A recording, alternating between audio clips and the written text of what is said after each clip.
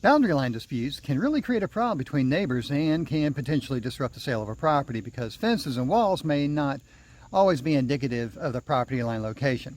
And let's not forget to mention those limbs that hang across property lines or the invasive vegetation that drives my wife nuts because it inhibits the growth of her plants. So just so we're clear, what is the responsibility of your neighbors and you concerning such matters and what you need to be aware of when evaluating a property to sell or purchase.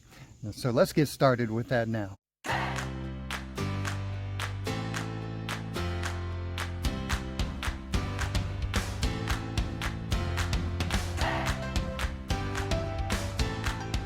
Hello, this is Rick Miller and I'm a realtor, and thank you for watching my Jedico Properties YouTube channel.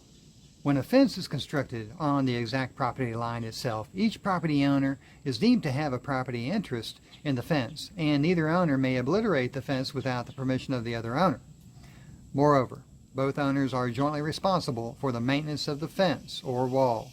Some owners intentionally construct a fence a couple of feet off of the boundary line for ease of maintenance and to avoid questions regarding the ownership of the fence, or additionally to avoid disputes as to the exact location of the property line.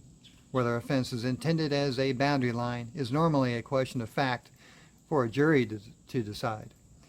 Trees or vines or invasive vegetation on or near a boundary line are often the subject of disputes between neighbors.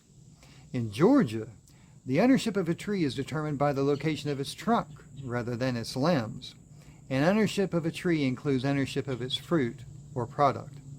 The types of boundary issues that generally arise are either the limbs of the tree on the land of the property owner overhang the property of the adjoining owner, vines or the roots of a tree located on one property invade the property of another and cause damage, or a tree is growing over a boundary line so that portions of the tree lie on either side of the boundary. The ordinary rule of negligence typically applies when determining liability surrounding defective overhanging limbs. In other words, the owner of the tree is liable for injuries or property damage that result from either the tree or one of its limbs falling, but only if he knew or reasonably should have known the tree was diseased, decayed, or otherwise constituted a dangerous condition.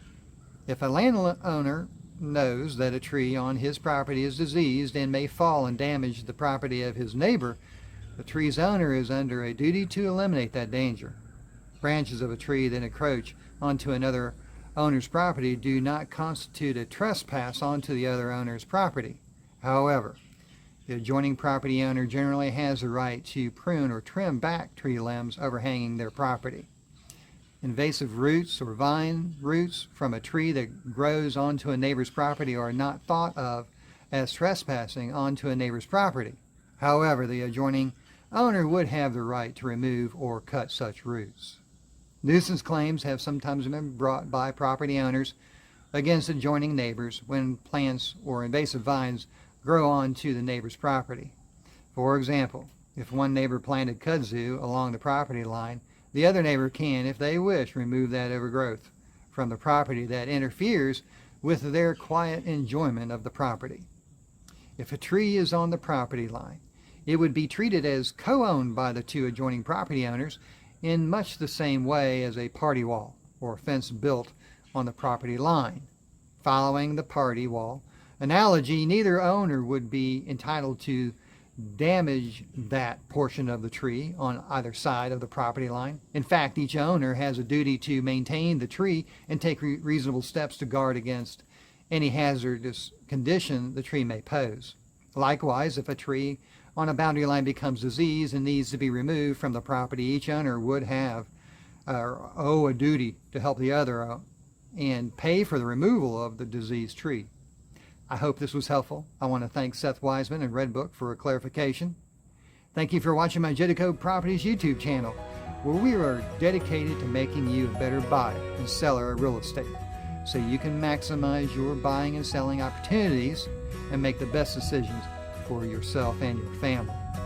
Please remember to subscribe. If I can help, please give me a call. Until then, if you're selling, good luck with your sale.